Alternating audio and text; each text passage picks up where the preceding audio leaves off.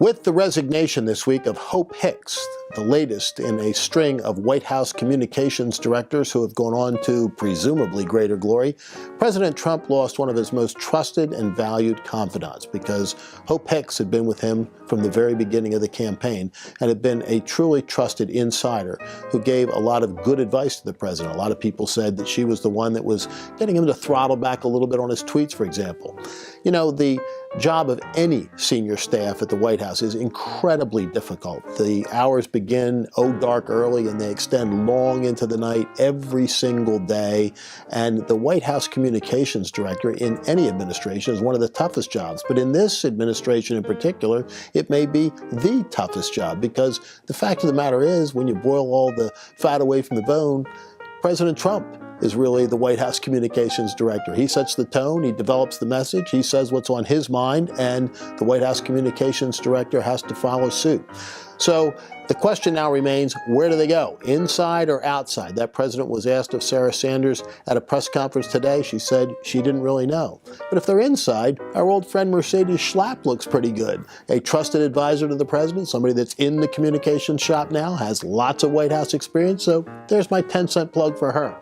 But words do matter, and we saw that dramatically today. We're taping a little bit early this week when the president made his remarks about punitive tariffs on aluminum and steel.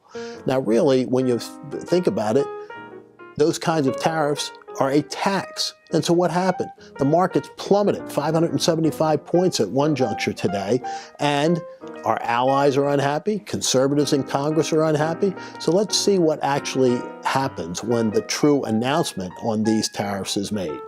Meanwhile, back here in Pennsylvania, reapportionment continues to be the prime discussion for most everybody in the political world, as this week, congressional candidates under the new map drawn by the state Supreme Court began to circulate their petitions to get on the ballot in districts drawn by the Supreme Court of Pennsylvania. But meanwhile, a variety of appeals are going through the federal courts, including the Supreme Court of the United States, where the Republican leadership of the Pennsylvania General Assembly has asked for a stay.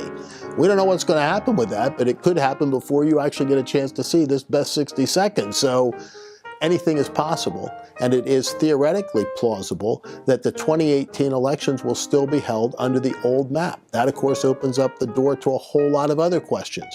One thing we know is it's a mess that really needs to get sorted out. The Supreme Court of Pennsylvania stepping into the breach of a political situation and making a whole lot of political determinations has now begun to see the law of unintended consequences in full view. But for now, that is the best 60-ish seconds of your week.